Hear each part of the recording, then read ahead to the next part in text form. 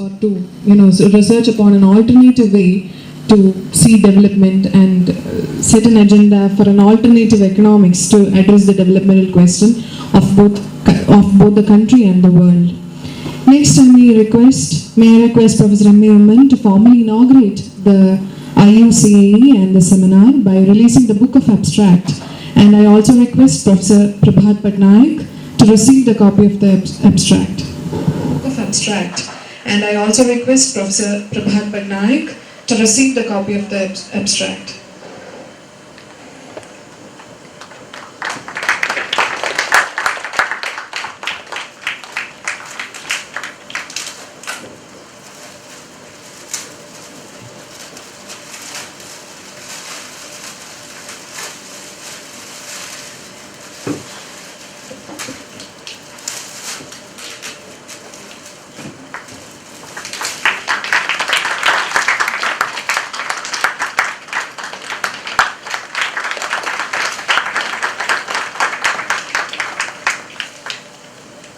Thank you, sir. Thank you. Next is the most awaited lecture of the day, the keynote address of Professor Prabhat Patnaik, Emeritus Professor J. It is with great pleasure that we invite you for the keynote address. Professor Emeritus, Professor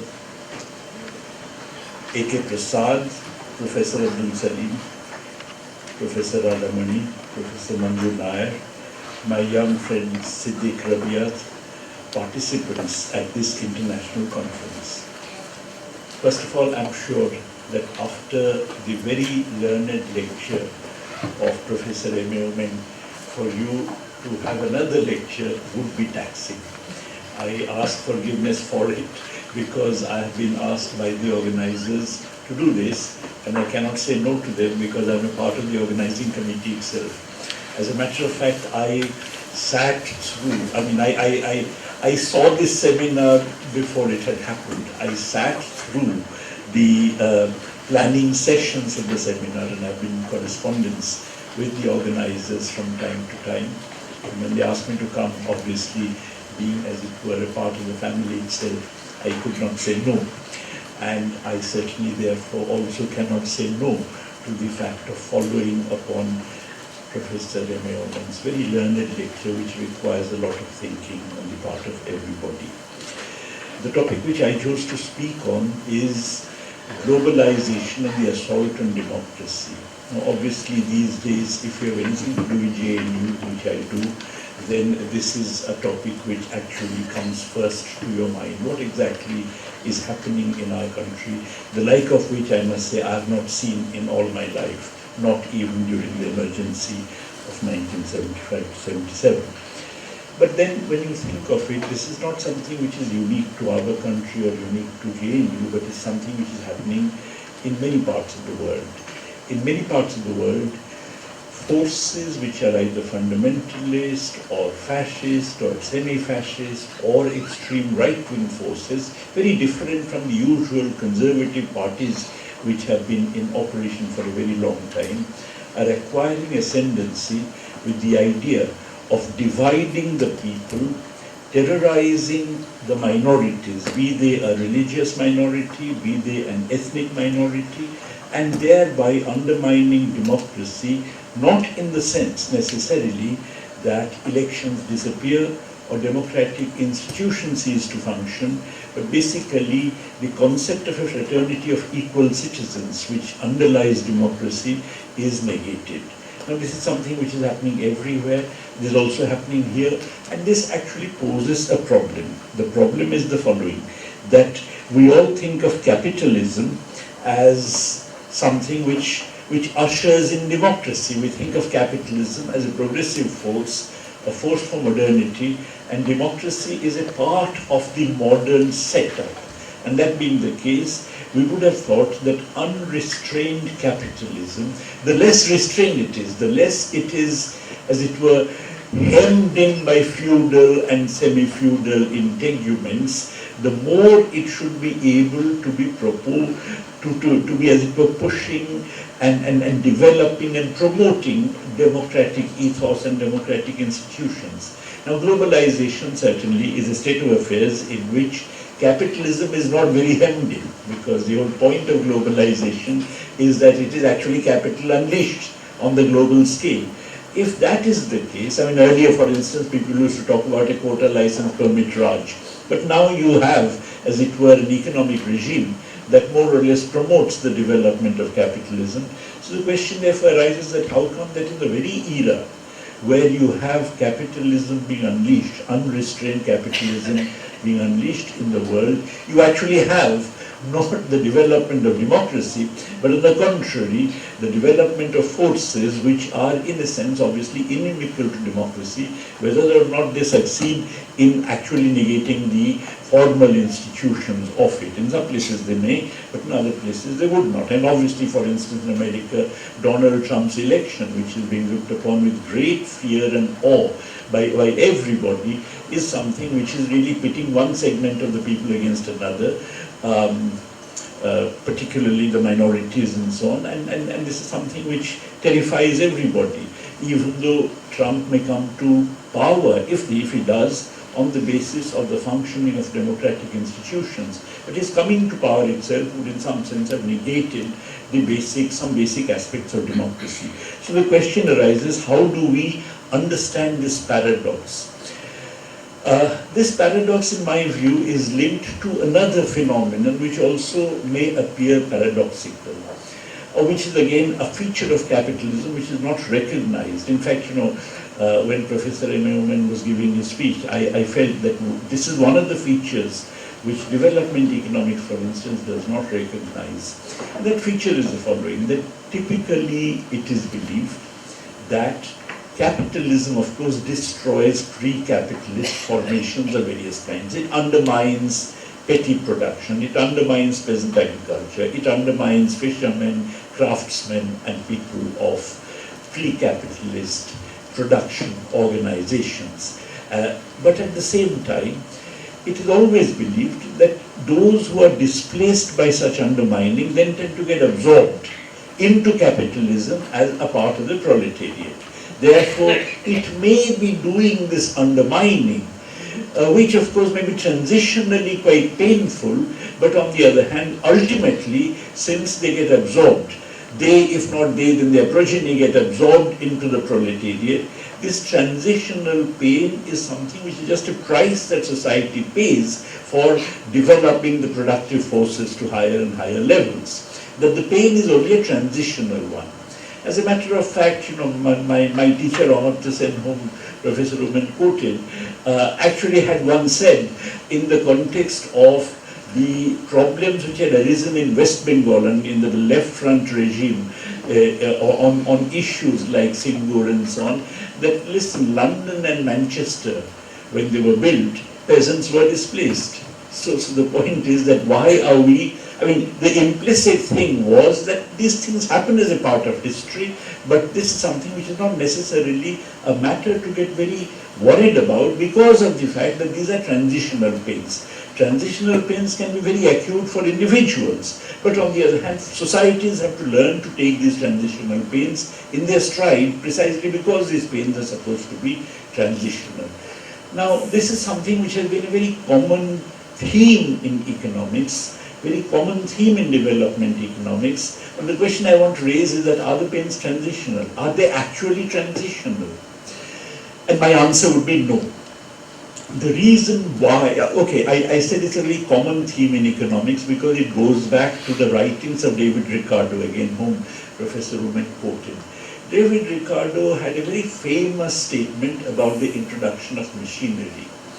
And that statement, his ultimate statement, as many of you know, that he had actually 3 different versions or his views on machinery underwent a change, and finally he developed a view which has really come down in economics, if not explicitly, at least implicitly, as a very important proposition, and that's the following. Machinery introduce unemployment. Without a doubt, because obviously if you have, for instance, automatic looms which replace hand looms or even power looms, then there will be unemployment.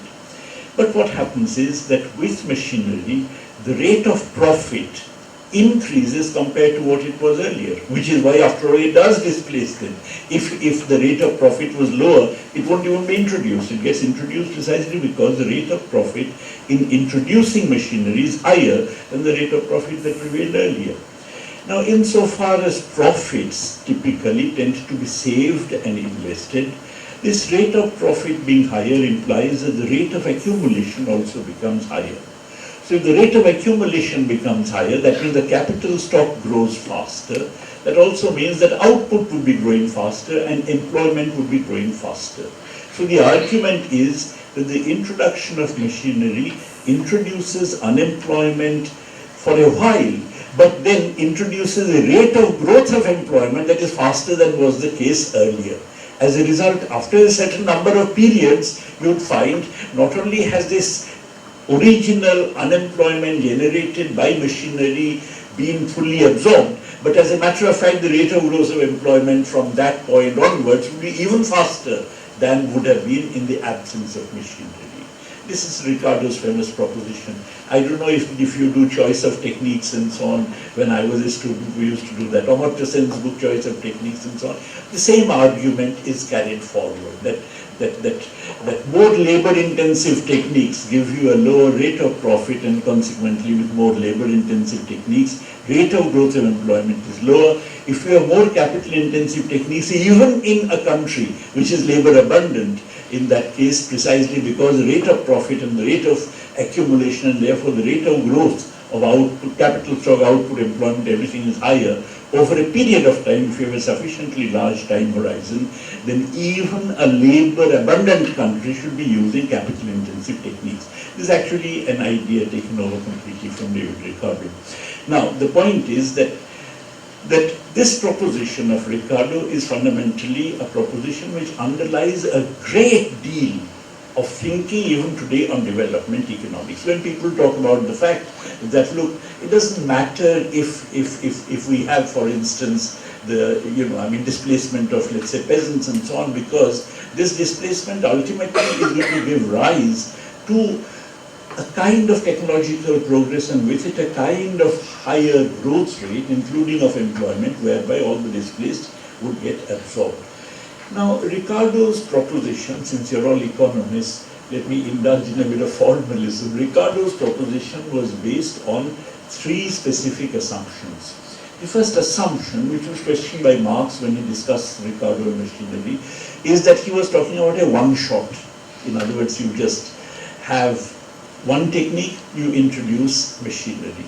But if you have a series of introduction of different techniques, that means you introduce machinery, then you introduce a better machinery tomorrow, then you introduce a still better machinery tomorrow, you introduce a still better machinery tomorrow.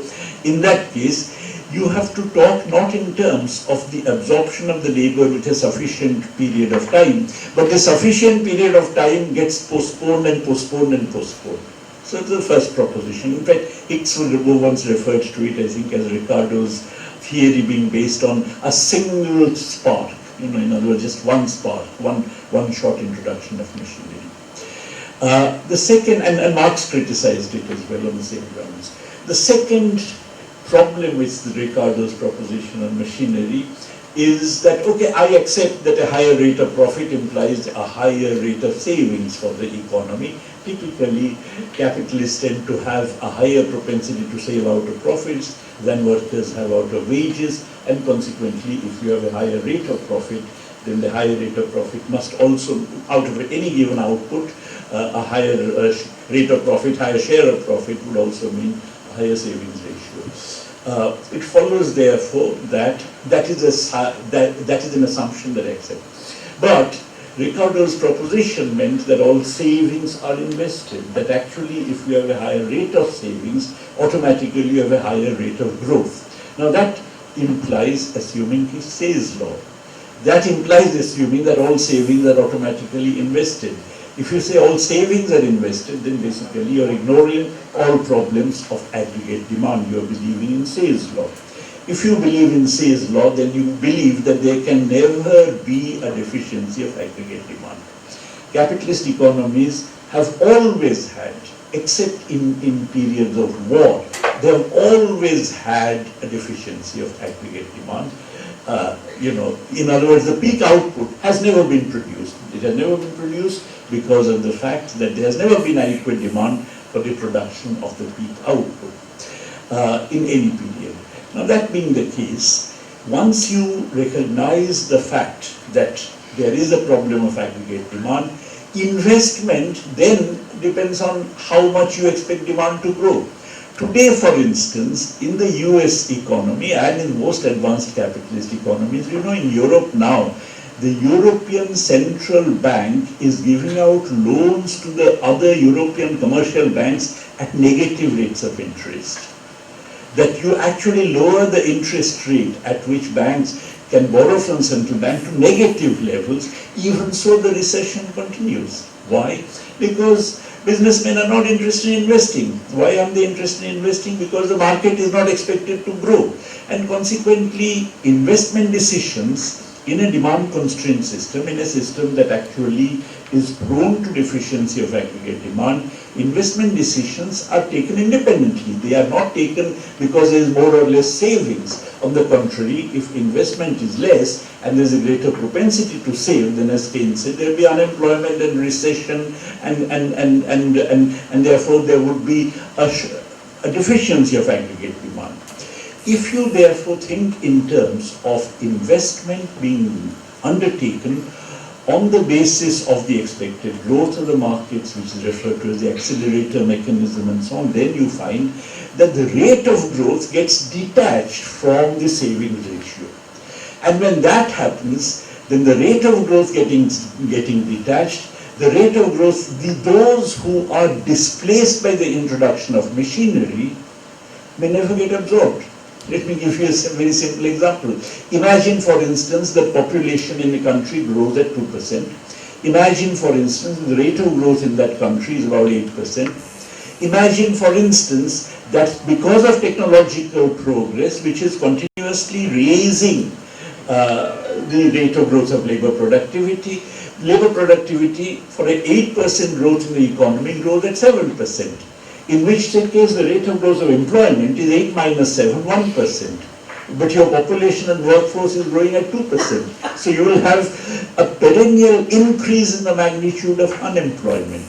Okay, so once you see that Say's law does not hold, once you see that investment is determined in an autonomous fashion, and once you see, therefore, that the rate of growth of investment and therefore the rate of growth of output has an autonomy, then it becomes necessarily the case that there is no reason why people who are displaced by the introduction of machinery would be absorbed at all. In fact, there is no reason why people who are petty producers who are displaced by the development of unrestrained capitalism would necessarily find jobs as a part of the new proletariat, because the proletariat may grow at a rate which is so low, even lower relative to the rate of growth of the natural workforce, that those displaced will actually simply fall by the wayside forever, in perpetuity. When that happens, then you can actually have combinations of high rates of growth on the one hand with which increases in unemployment, underemployment, and therefore poverty at the same time. Increases in labor reserves coexisting with the rise, with a fairly high growth rate of output. Now, in economies like ours, this is exactly what has been happening. You may ask a question here, which I think you must, namely that, okay, but then what happened in the advanced countries? After all, it is not as if in the advanced countries, I mean, when Amartya Sen said, when London and Manchester were built, peasants were thrown out of their lands, but then what happened to those peasants? How come that they have not lingered on as a growing reserve army of labor, as a growing mass of unemployed and underemployed persons? Well, I think there were three specific ways in which advanced capitalism overcame this problem. The first way, of course, the most significant way was massive migration from Europe to the temperate regions of white settlement. That means Canada, United States, New Zealand, Australia, and so on. The scale of migration was massive. From Britain, for instance, between 1815 and 1910, every year, virtually half the increase in population simply migrated. I'm not saying newborns migrated, but if you look at the numbers, half the increase in population of Britain every year over a period of a century just migrated. If you make a similar calculation for India, suppose half the population had migrated by now, since independence, I think it would have been about 36 to 40 crores which should have migrated out of India by now. Obviously, therefore, that is a possibility which no longer remains for us. We cannot actually have migration on that scale to get rid of the unemployed and the underemployed who were created by capitalism's encroachment on petty production, on pre-capitalist production. Okay. That was a major factor. They just, as you know, they went, got rid of the, Amerindians who occupied land earlier, got hold of their land and set themselves up as farmers. So the employed and the underemployed, the unemployed and the underemployed found employment in the so-called new lands, and they did so at the expense of local inhabitants by getting hold of the land which was earlier being cultivated by them. The second phenomenon, which is why capitalism in the metropolis did not get saddled with the problem I'm talking about, of course lay in the fact that quite a lot of the displacement of petty producers was not just local, it happened in colonies like India, or colonies like the West Indies, colonies elsewhere, in China, semi-colonies like China, because these were the countries where the petty producers were displaced by British textiles. When Indian weavers were thrown out of their employment because of the import of cloth from Manchester, likewise in China or elsewhere, they remained unemployed, underemployed, pauperized mass, but in places which were not visible from the metropolis. You think of Britain as having overcome its problem, but the problem it generated in the colonies never got overcome, and which is the origin, as many economic historians argue, of mass poverty in countries like ours. And the third feature, of course, is that even machinery which was originally manufactured in the 19th century and so on, in the main advanced capitalist countries, it was being manufactured for the first time, was itself highly labor intensive. And people actually use labor with some primitive tools and so on in order to produce machines. As a result, machine making itself was a highly labor intensive task. For all these reasons, advanced capitalism or metropolitan capitalism, European capitalism managed to overcome the kind of problem of unemployment and underemployment that capitalism typically generates when it throws out petty producers, pre-capitalist producers, but in ways which are not open to us. And consequently, in India, what you actually find is a substantial increase, precisely in the period in which we have had very high growth rates, 2004-5 to 9-10, let us say, that period, in very high growth rates. Really speaking, the rate of growth of employment has been minuscule. Even though, at the same time, there has been a squeeze on the peasantry, there has been a squeeze on the petty producers. Many peasants have left land and gone to the cities in search of employment, which is non-existing. Now this is something which I should warn you entails a problem. Again, John Robinson, whom Professor Omen quoted, has a very interesting illustration of the problem.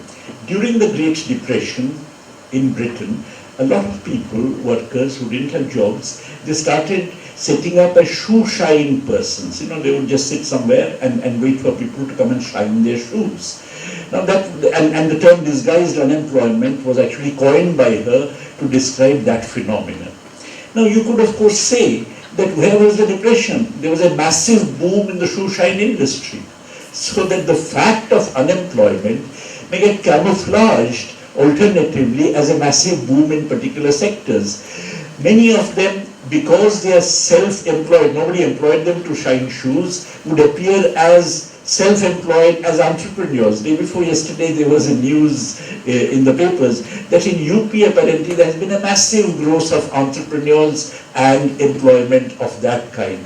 Much of it, I'm sure, is really the increase in labor reserves that gets camouflaged like this. Therefore, in order to define, in other words, the definition of employment and unemployment itself requires the specification of a norm.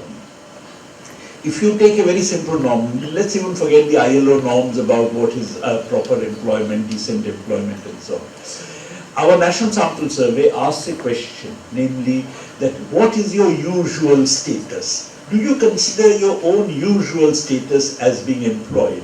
And those who do so, I call the usual status employed. If you look at the rate of growth of usual status employment between 2004, 5 and 9, 10, at a time the economy was growing at 8% per annum apparently, you have 0.8% per annum growth in usual status employment.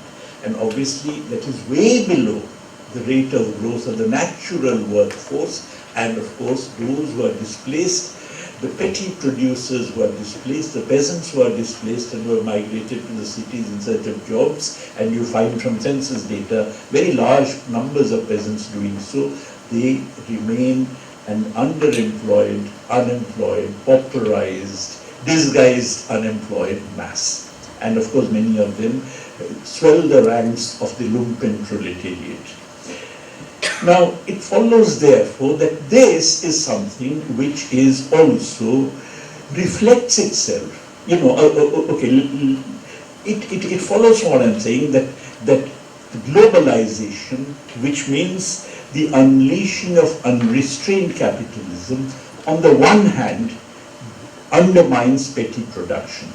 In the pre-globalization period, for instance, after independence, you had the Indian state in many ways protecting petty production. Not everybody was equally beneficiary out of it, but nonetheless there was an effort to set up a regime to protect petty production. Look at the peasantry, for instance. Inputs were subsidized, outputs were in fact purchased for 22 crops at any rate at assured remunerative prices. You had input subsidies extending even to credit subsidy with kind of priority sector lending targets, where there was a differential interest rate scheme where the peasants got interest at lower rates. You had a situation where agriculture was protected from world market price fluctuations, both through high tariffs as well as through quantitative restrictions. You had public sector research establishments doing research in finding new varieties of seeds, which were then disseminated through an enormously large extension service which was set up by the government. Today, you find extension services gone. Much of the seeds which the peasants use are seeds being made available by multinationals through their agents, agribusiness multinationals. You find that in a lot of the subsidies which were being offered on inputs have been virtually withdrawn.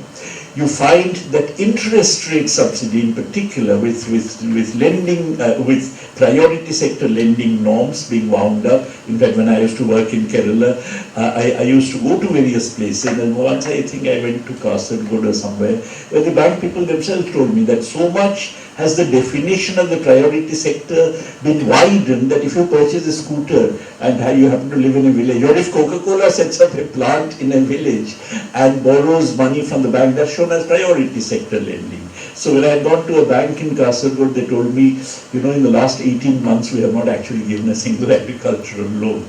But they met their priority sector lending quotas, because of which a whole new class of money lenders has come up, which is now giving loans to the peasants at very high interest rates, usurious interest rates. So one of the hallmarks of globalization is the fact that support which the state extended earlier to petty production is withdrawn, which makes possible the encroachments of capital into the sphere of petty production and the undermining of petty production which is going on, of which of course all these peasant suicides and so on are basically reflections.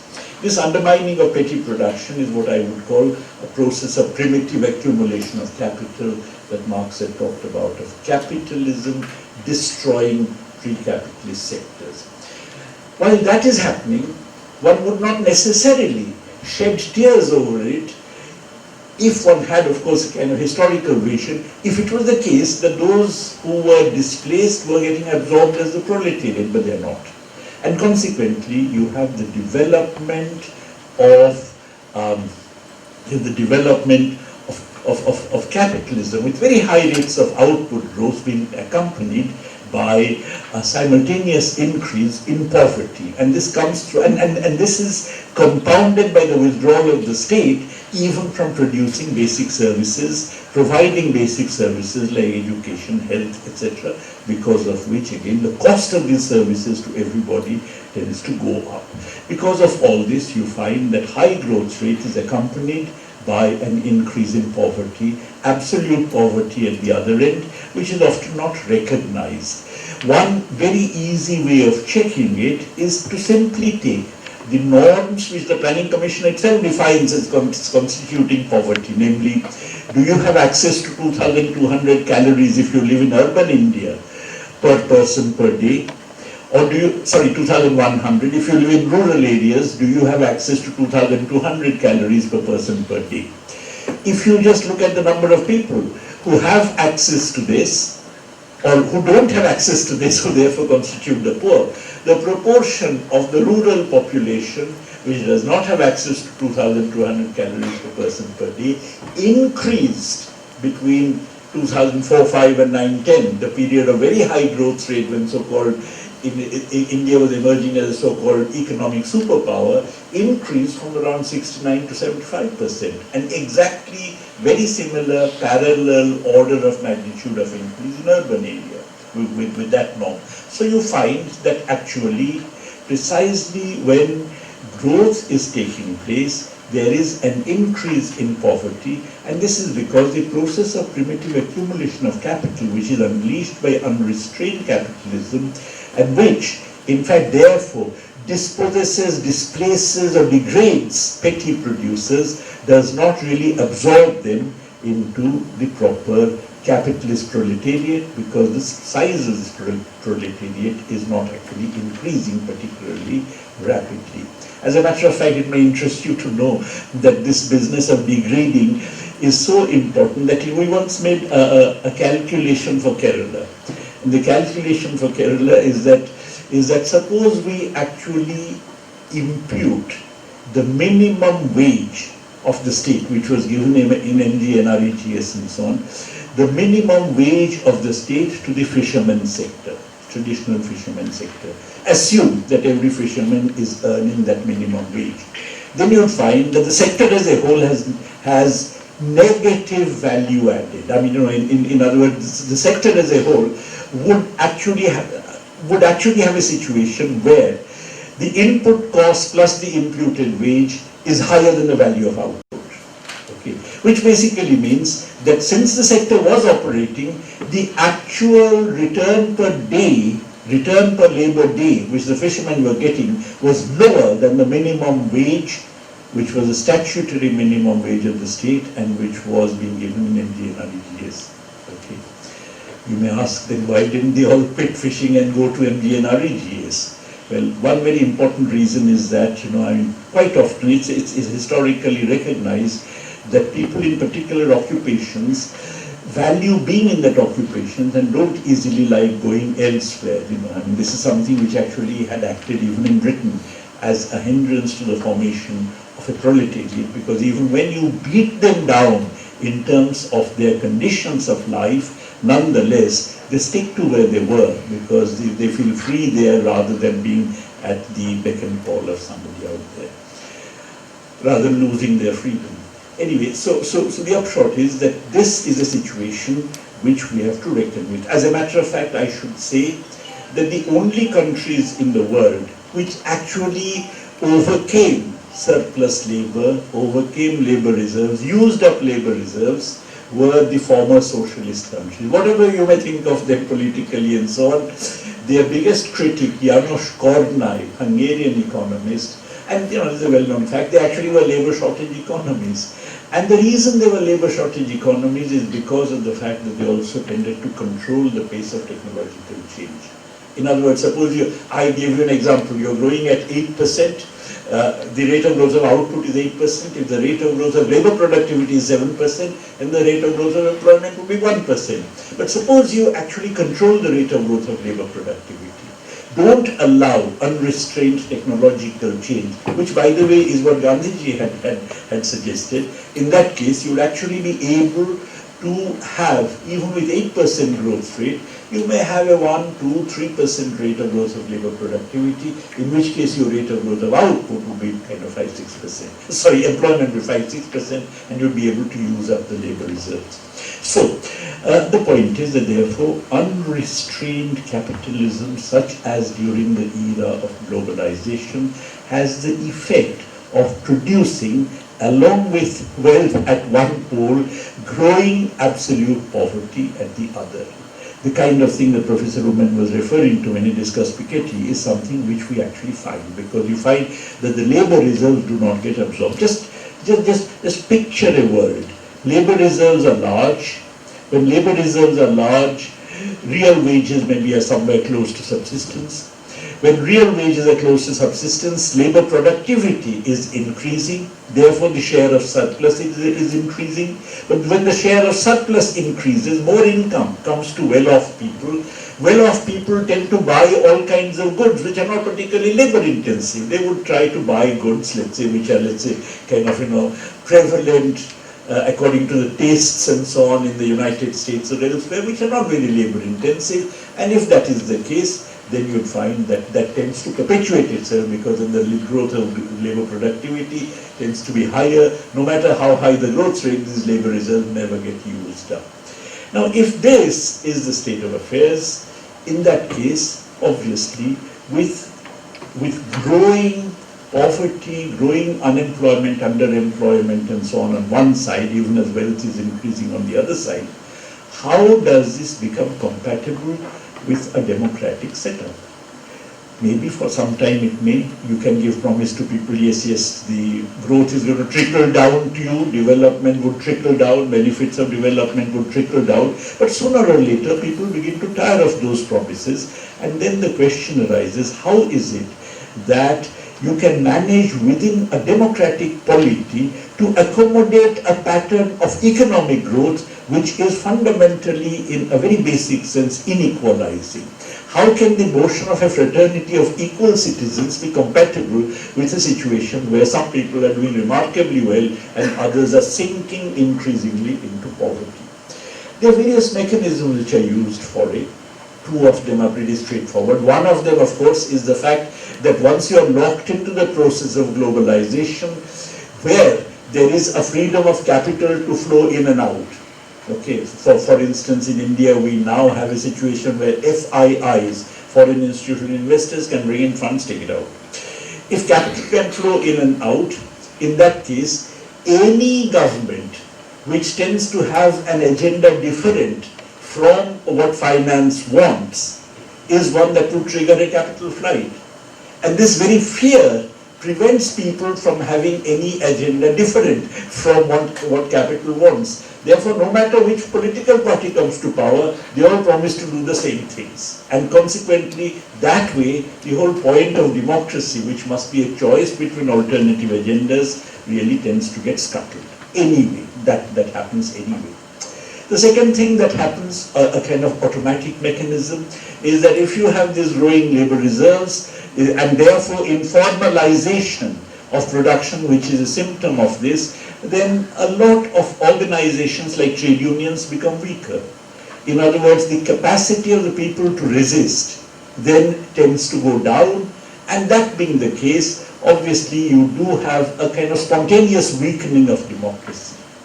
But a third and very important feature which comes to the forefront in this era is really an ideological effort to pit people of one group against another. And that is something which becomes a very common feature in this era.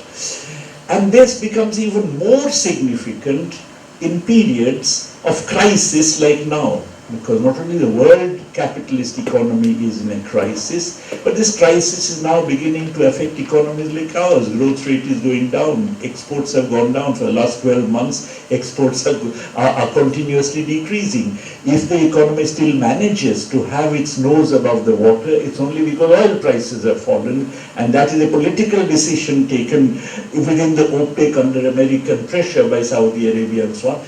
But the point is that if oil prices had not fallen, if oil prices had remained where they were, our economy would be in a very deep crisis. Now, this kind of a crisis also means that even those who are beneficiaries of globalization, the upper middle class and so on, for whom some employment opportunities got opened up, even they start feeling the pinch of the crisis. And in situations like this, it becomes particularly relevant, it becomes particularly,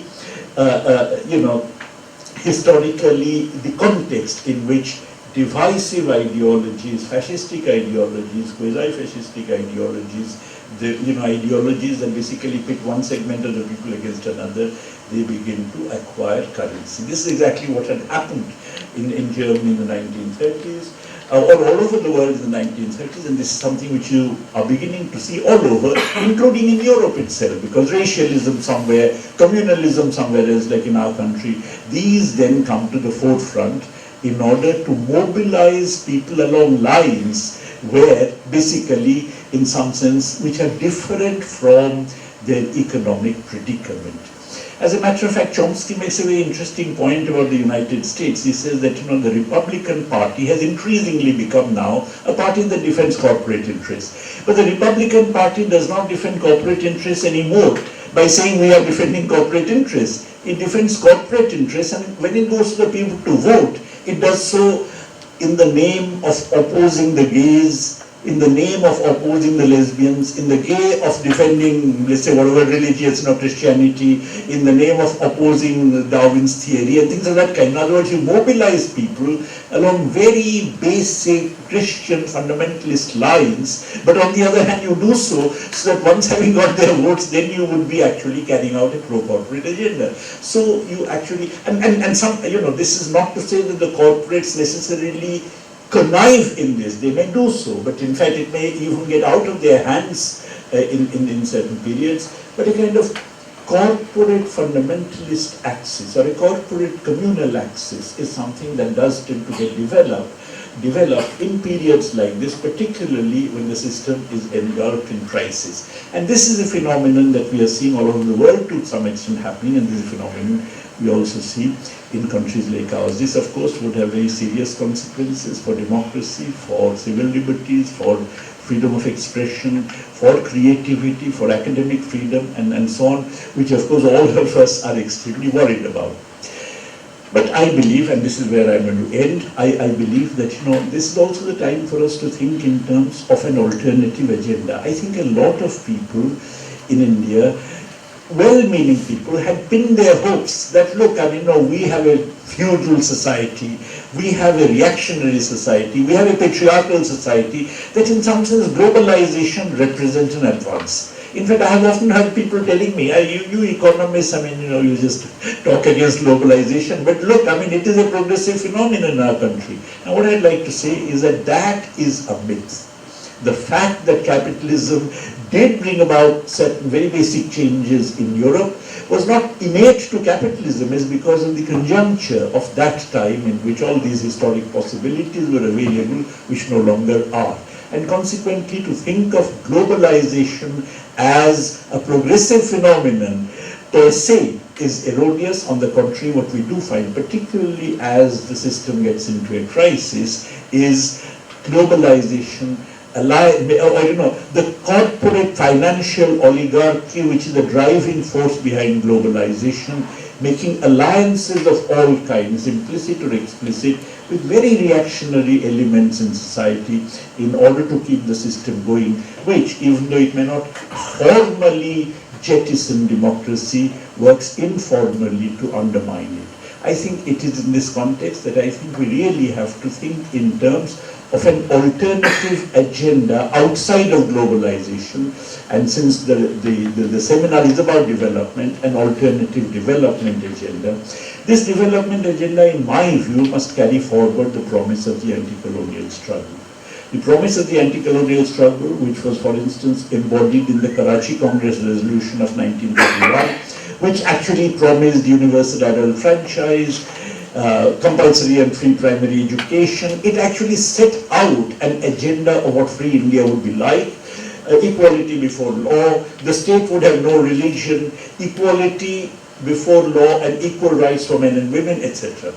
I think that agenda has to be carried forward by adding to it a set of economic rights. In our constitution, in fact, the economic rights were put into the fundamental principles, while the political rights were enshrined in the basic, in the fundamental rights of the constitution. I think we should carry forward, we should actually insist on a set of justiciable, universal economic rights for everybody. And these economic rights must be, in my view, a right to food, a right to employment, a right to old age pension and disability benefits, a right to quality education in state-funded institutions for everybody, and of course a right to free health services, free health care again state-funded like in the National Health Service. All of these the country can well afford. It wouldn't cost more than 10% of our GDP, which is something which can be very easily acquired. We have a tax GDP ratio of 14%. If that gets raised to 24%, we would be about the same level as the United States in terms of tax GDP ratios, much lower than Europe or Britain or Sweden or Germany or France.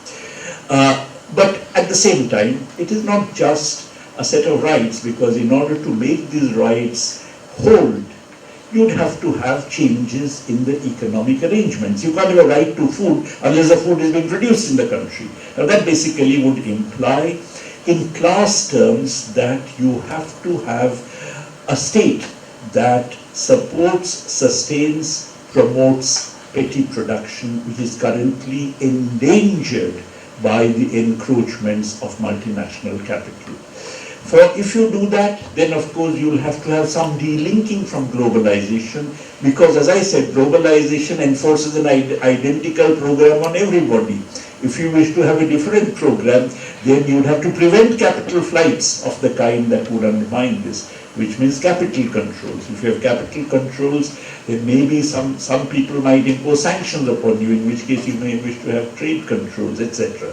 But all of it would involve a degree of delinking, but fundamentally the idea would be that the petty producers who are under attack, and an attack that is often justified by invoking apparently some innate nature of capitalism, that it is going to absorb them, even if they are decimated as petty producers, it will absorb them as proletariat, which does not hold.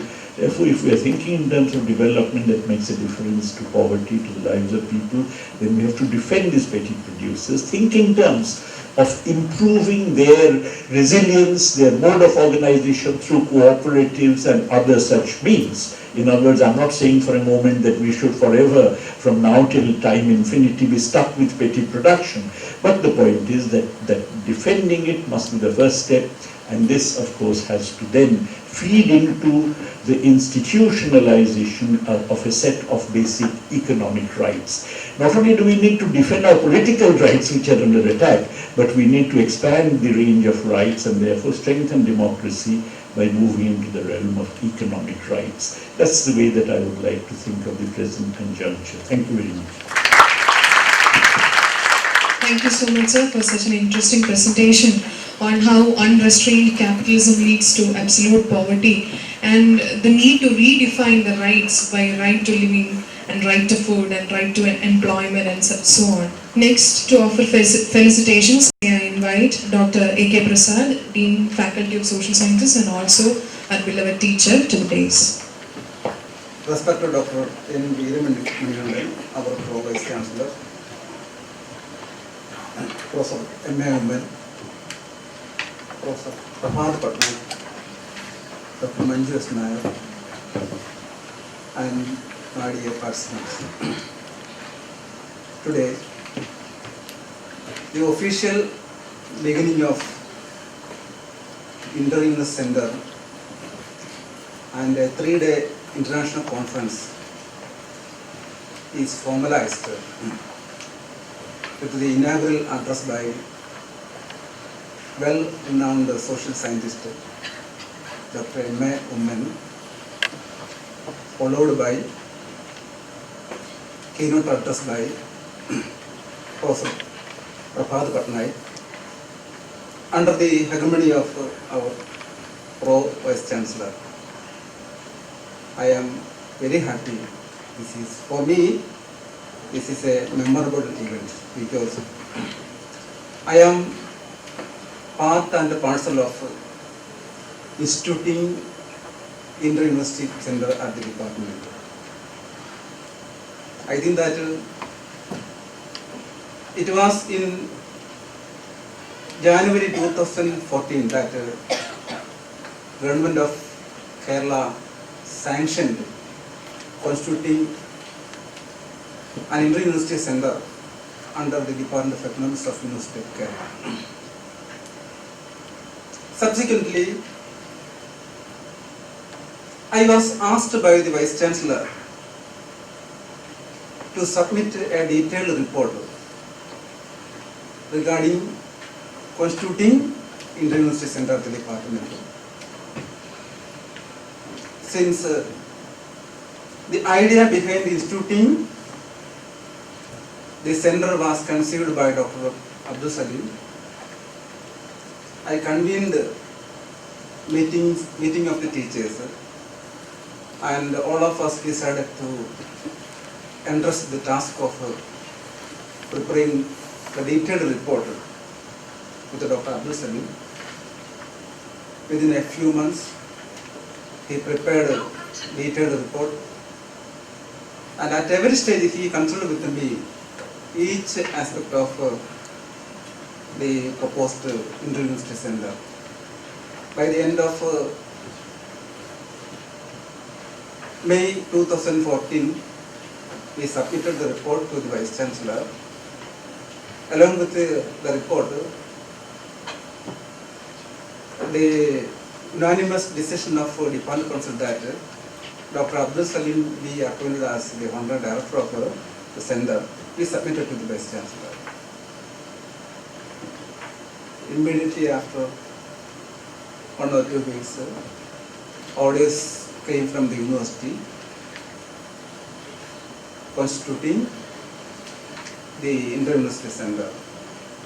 Actually, the inter-university center aims to organize research, special lectures, seminars, especially on the areas in economics, which are really out of the mainstream economics.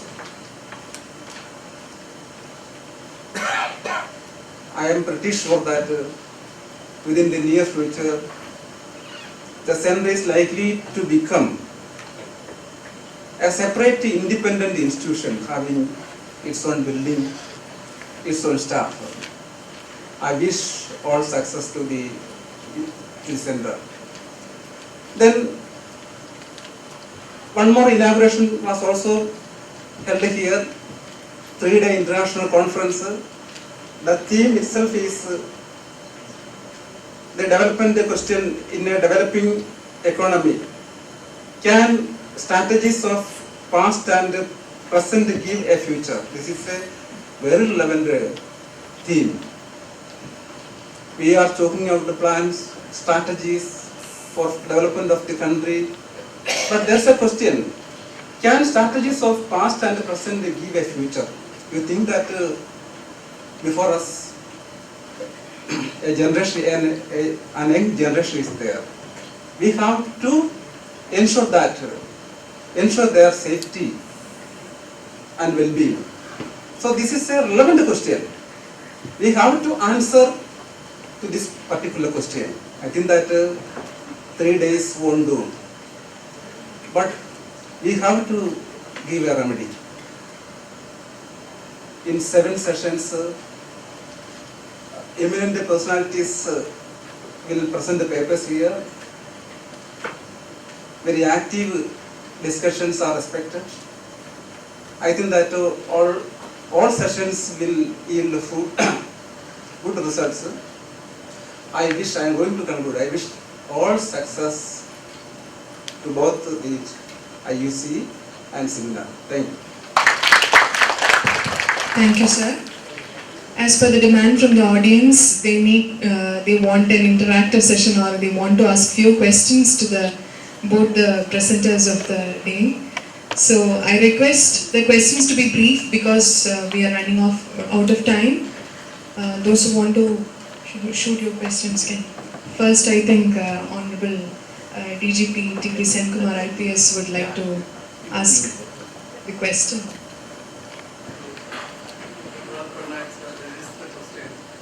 Much less than the minimum wages, and there may be totally about 6 lakh, and actually employed may be about 2 lakh.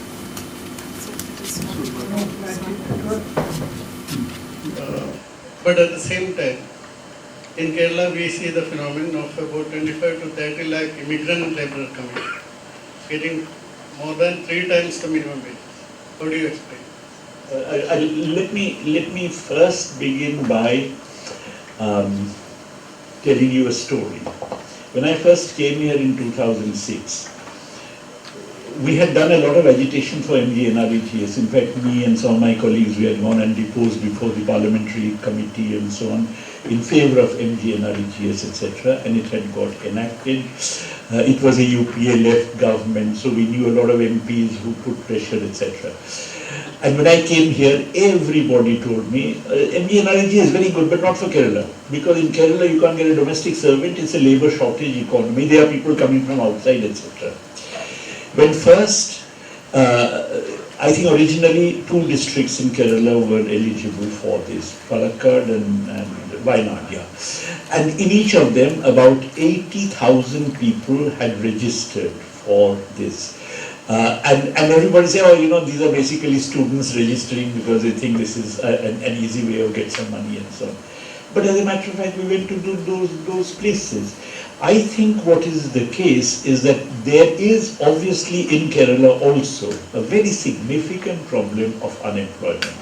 But that problem of unemployment does not necessarily manifest itself in terms of the fact that people from those areas necessarily migrate outside. For instance, a lot of people involved in MGNREGS are women. I mean, there's a very substantial presence of women. Now, a woman employee is not going to kind of migrate somewhere else in order to get a job because she's unemployed, because she's located.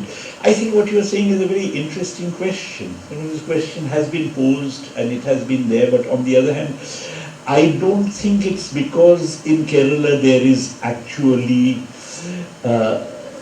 for the local population at any rate full employment and therefore people are coming from outside, but on the contrary, I think it is actually a segmented labour market. The labour market is not one involving perfect mobility, it's a segmented labour market, but within the segmented labour market, there are segments in which unemployment exists, which is quite serious. And fishermen, it's very, I think fishermen would constitute a particular segment where they may not wish to go out of their, this is a phenomenon which has been noticed in many parts of the world, that people actually get lower than the wages which are available elsewhere. 2 reasons they don't go. One, of course, is straightforward economics in terms of probability, that if I give up my job and go elsewhere, what is the probability of my getting a job? Okay. In other words, the wage may be 50 rupees per day, or it's 300 rupees per day, while I'm getting 150 rupees per day. But if I migrate to the city, the probability of my getting a job is 1/3. Then the expected income I'll be getting is only 100 rupees, which is less than 150. So I don't migrate. That is one, the standard economics argument. But the other, as I said, is that there is also a resistance on the part of many, a social resistance to actually moving out and becoming a proletariat. People like Christopher Hill, who were discussing the English 17th century, 18th century England, they note this phenomenon, that the destitute don't necessarily wish to become workers, because when you're a worker, you're employed by somebody and there's a resistance to losing your freedom being employed by somebody while you want to stick to your traditional calling. I have some more questions on that because Yes. MNRG, what is the asset creation, the productive employment, productivity. I am just, sir, Women sir, this is, as a student, I ask you one question only. When you have been asking for 38 years, so if you say mathematics and that how it should be reduced in economics, use of mathematics, how do you aggregate and how do you conceptualize? Because if you take economics in different terms, everything, then ultimately something common has to be devised. And how do you do without mathematics? Oh, the answer is very simple. See, my plea is not for throwing away mathematics. Nobody can do that. You cannot throw the baby away with the bathwater. This is not what I am trying to say. But to argue that mathematics is economics and you get Nobel Prize on the basis of that. This is a distortion, an epistemological tragedy. That should be corrected. Nobody can live without mathematics and arithmetic. It's not at all that. But I have said here, can botany, a book on botany, first chapter is on mathematics, and then start from there. Gerard Debreu's theory of value starts with mathematics. High mathematics is said there. But if you want to understand poverty, you formulate innumerable assumptions and then you come to a conclusion as part of your so-called positive economics. It may be predictable even, given the assumptions. But reality is far, far different from that. So it is a dangerous game to use mathematics as a substitute for economics. Economics is common sense made difficult, and mathematics is an instrument that makes common sense very difficult. There is a simple problem of provisioning and allocation. That is economics. It has mathematical implications. Nowhere on the earth can you do that. But if you want to create a science out of pseudo, science in quotation, out of your understanding of economics, and in that respect, you must read essays in Positive an old book by Milton Friedman. He convincingly argues for assumptions and predictions. Then you have to use mathematics. It's never, no sensible person, and I believe I am, will argue for throwing away mathematics. But to equate mathematics with economics is dangerous, misleading, and lead you and take you away from your own workaday reality and give the false impression, oh, here is a great professor. If I start here with equations, he's a clever fellow, he's an important man, he's an intellectual. But if I start about a village economy, how the village economy functions, how the artisan collects his raw material and works on that and creates things. It is different. Take the case of a tribal economy, which I narrated the story. It is not amenable to economics at all. The lives of the tribals here. Look at the tribal economy of Kerala, for that matter. What mathematics can you take it there? So, I want to elaborate. There's a question here. In an era when robot economists and robot journalists are emerging, a gloomy future of unemployment awaits us. Can we remain Luddites and become technology averse? You know, let's be very clear about what we mean by unemployment. Suppose there is a world in which we don't have to labor at all. Okay. It would be a wonderful world if we can get incomes without laboring. Okay. The problem of unemployment becomes a problem only in an economy in which obtaining an income is linked to your being employed. Okay. But suppose you had a situation, in fact I visualize a socialist society in my view would be one in which getting an income should be quite independent of whether you're employed or not. Mind you, many capitalist economies are trying to do that, but you see what tends to typically happen, say in Germany, is that now in the context of the current crisis, they say, all right, there is going to be a 20% reduction in the working hours. If you can get a 20% reduction in working hours with getting no reduction in your wage rate or your wage income, perfect, that's very good. In fact, that's basically the idea of mankind's freedom. Then you have all your time available to write poetry or to whatever. So the problem with, I'm not a Luddite in the sense of that there should be no technological change. But I would say that we should build a society in which technological change must take place, but people's incomes do not get linked to their being employed.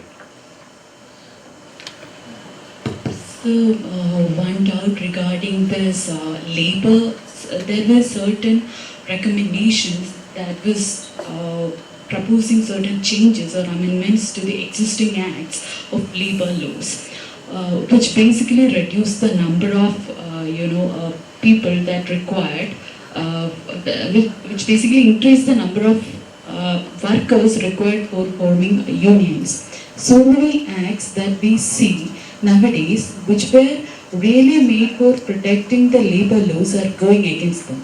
Which means that basically at the institutional level, we are going against the labor. Yeah, because if you want to have a strong union, you need to have a facilitating institution, but that is not happening. So how can we have this strong unionism? Because majority of our own institutions are trying to propagate this idea of homogenization of the labor.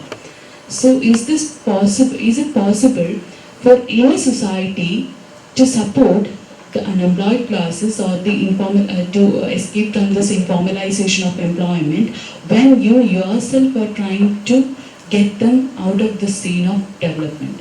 That's the first question. And the second question is that not recently, in 2008, we had this diversity index put forward by the Amitabh Committee, which said that in order to make a public policy discourse to be effective, you need to maintain the diversity of your society and you need to quantify the diversity of the society by using axiomatization. So, at the institutional level itself, such increasing trends of axiomatization of sociological realities are happening. So, I just want to know that the institutions are trying to propagate this conventional ideas of policy making, which needs to be changed. I have a problem in understanding your thing, because as far as I can see, today, one of the biggest problems is unionization of informal workers or unionization of temporary workers. In Maruti plant outside Delhi, an agitation has been going on for months. 150 workers have been arrested on murder charge, okay, because someone died in a clash and some of the workers didn't have anything to do with it, but it's a way of kind of smashing it. Today, any unionization, and what is the workers' demand? Workers' demand is to have a union whose members will be both the permanent as well as the casual workers, is being resisted. Okay. What is the labour market flexibility legislation which is being presented to Parliament? That anybody can be thrown out of employment, without any notice, which is basically making everybody into a casual worker. Maruti people, I hear from trade unionists associated with Maruti that in the old days you used to have factory gate meetings. Unions leaders would talk to the workers and so on. Today, if a casual worker is seen even accepting a leaflet, immediately next day he's sacked. Okay. Now, if you have labour market flexibility, then basically this would mean the death of unionization. So that is today's problem. The whole problem is quite apart from the fact that casualization anyway creates problems for unions.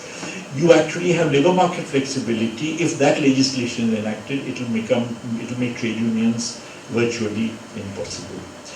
What is more, all over the world you find a very peculiar trait. You find that unionization is much higher in the public sector than in private sector. In America, unionization in the public sector, including education and so on, teachers, is about 33% of the workforce, whereas in the private sector it's about 8%. One of the reasons why France has such militant unions is because in France still there is substantial public sector. Every privatization that is again a part of this whole globalization phenomenon is basically therefore making unionization that much more difficult. In the old days we had very powerful railway unions, 1974. But if the railways privatize bits and pieces of their operation, canteen, restaurant, etc., in that case those don't get unionized. So effectively then their own strength reduces, unionization reduces. To my mind, that is the real immediate concrete challenge as far as unionization of workers is concerned. Due to lack of time, we entertain only one more question. I request you to be brief to the point. Sir, my question is related to what you have said about diffusionism in your work, Retreat to End Freedom, and it says that diffusionism even cannot be restricted by the national level policies. Then where should we begin? You said that we should begin our anti-colonial struggle. We should begin from our anti-colonial struggle and put forward and way forward from there. So where should we begin if even a national policy or nation cannot that restrict the capitalism's onslaught? Where should we start? Where should we begin? Actually meant. My point is that if you have multinational capital is globalized, but you have nation states. Okay, if you have a nation state and and the economy is caught in this flow of globalized capital, then the capacity of the nation state to act gets undermined. If you are going to revive that capacity, and I believe such a revival is possible, if you are going to revive that capacity, then you have to delink from globalization. So delinking from globalization becomes necessary for reviving the capacity of the nation state to act in an autonomous manner.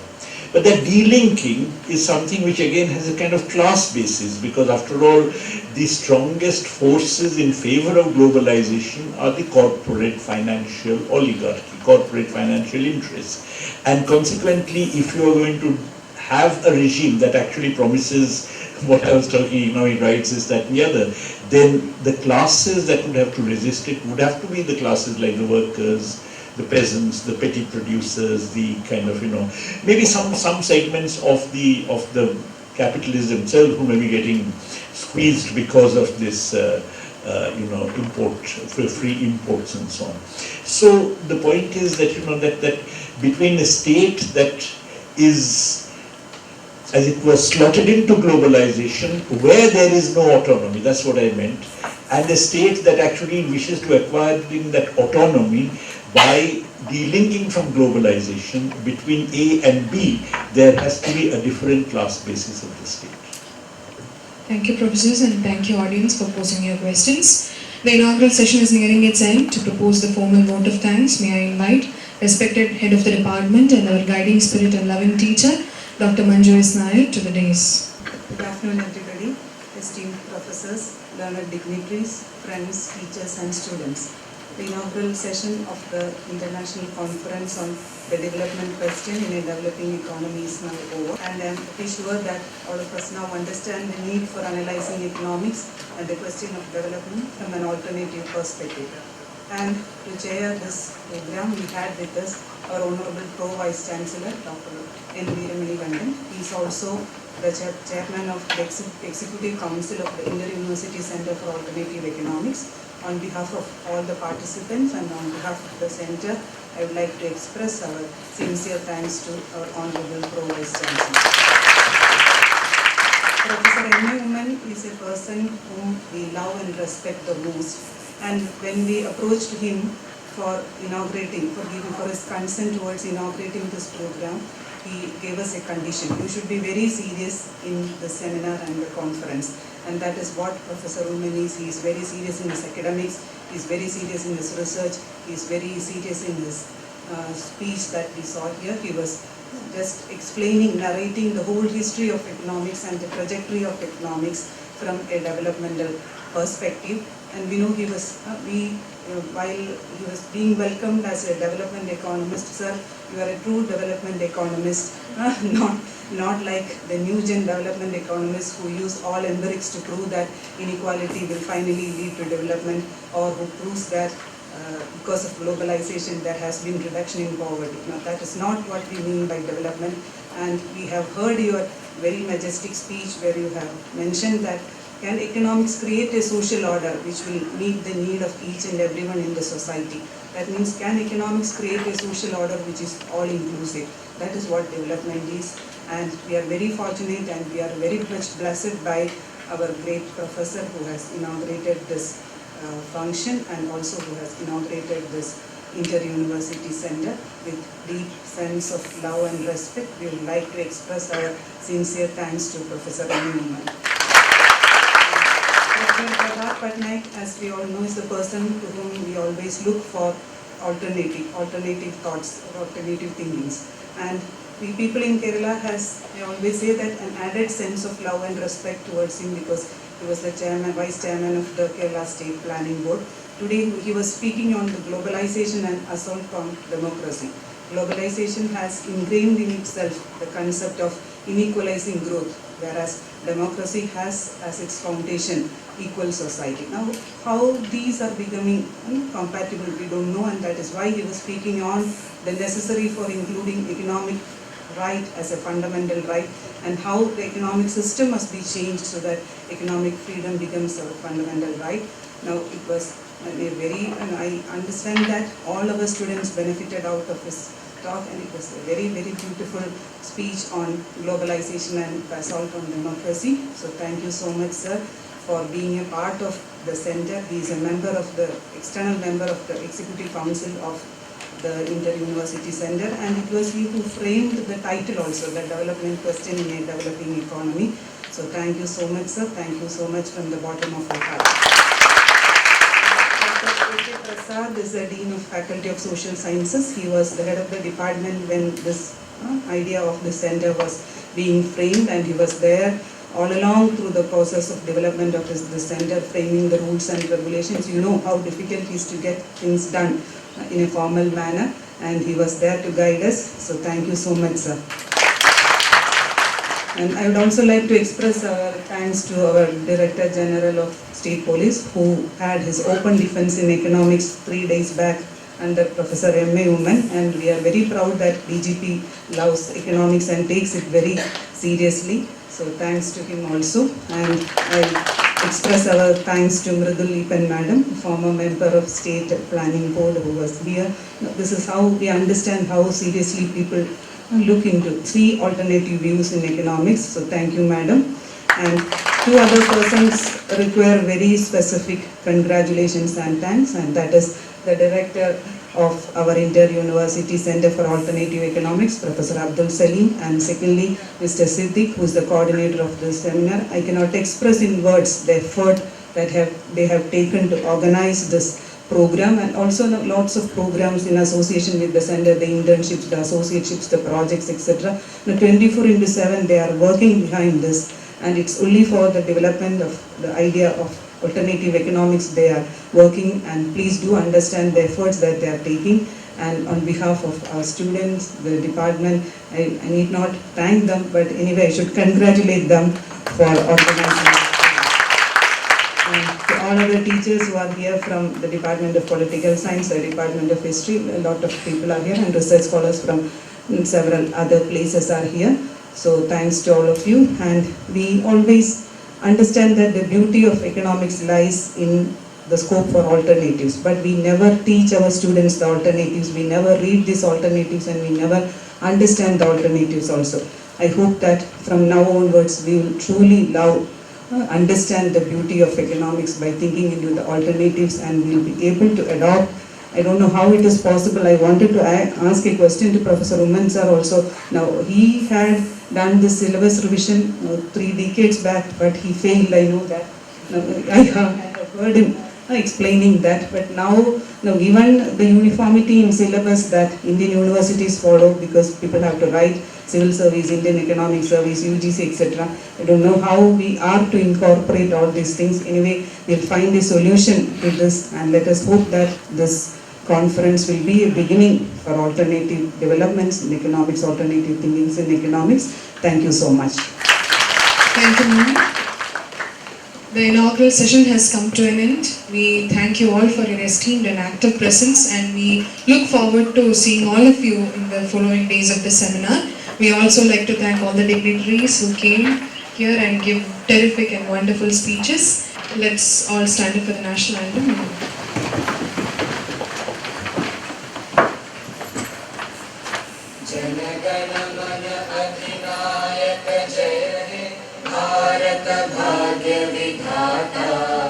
Punjab Sindh Gujarat Maratha Dravid Utkal बंगा विंध्य हिमाचल यमुना गंगा उच्चल जलधि तरंगा तव शुभ नामे जागे तव शुभ आशीष मांगे गाहे तव जय गाथा जन गण मंगलदायक जय हे भारत भाग्य विधाता जय हे जय हे जय हे जय जय जय जय हे